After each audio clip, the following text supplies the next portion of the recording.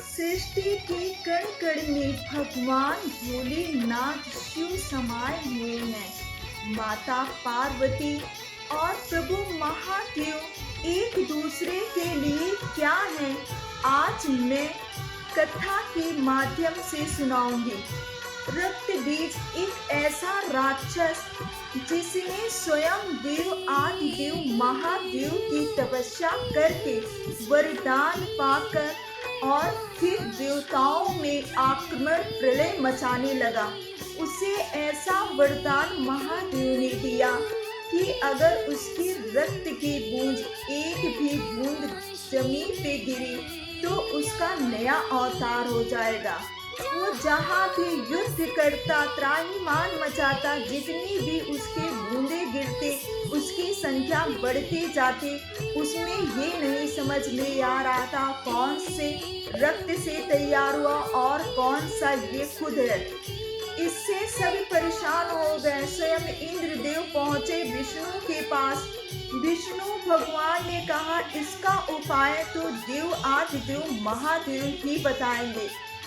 वहां पे पहुंचने लगे सारे देवी गण विनती करने लगे, प्रभु हमारी रक्षा करिए। इस रक्त बीज ने ऐसा आक्रमण मचाया है कि संसार में प्रलय जैसे आ गया है।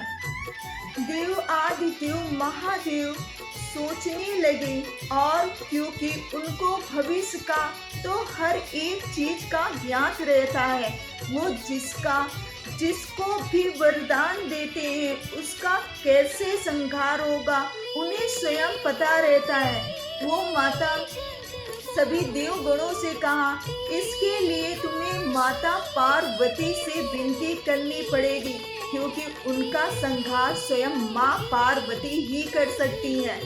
सभी देवगण पहुंच गए माता पार्वती के पास और माँ पार्वती से विनती किए। माता पार्वती जैसे जाती हैं, रक्त बीज को देखती हैं, उन्हें समझ में नहीं आता, तो उनका क्रोध बढ़ता ही चला जाता है और वो माता काली का रूप धारण कर लेती हैं। एक हाथ में उन्होंने लिया एक प्याला और दूसरे हाथ में तलवार। वो एक भी बूंद गिरने नहीं देती थी जमीन में माँ काली, और उसका पावन करती जाती थी। ऐसे करके उन्होंने रक्त बीज का संहार कर दिया। सभी देवों ने उनकी महिमा गुणगान गाते हुए उनकी जय जयकार करने लगे। इधर माँ का गुस्सा शांत नहीं हो रहा था, उतना तेज उनके अंदर आ गया था कि वो बढ़ती ही चली जा रही थी। अब गुस्सा शांत करने के लिए फिर सब पहुंचे देव आदिदेव महादेव के पास। महादेव ने कहा, ठीक है, मैं उमा पार्वती को शांत करता हूँ। और जैसे माँ चलती रहती जाकर उनके पग के नीचे लेट जाते हैं। माँ का एक पग पड़ता है महादेव के ऊपर। जैसे वो देखते हैं उन्हें याद आ जाता, अरे ये तो मेरे स्वामी है, ये क्या अनर्थ मुझसे हो गया, और वो शांत हो जाती हैं। तो गुस्से में भी माँ को इतना पता था ये मेरे पति हैं, ये मेरे स्वामी हैं। उन्होंने अपने रिश्ते को नहीं भूल पाई, वो चाहे जैसी परिस्थिति रही हो।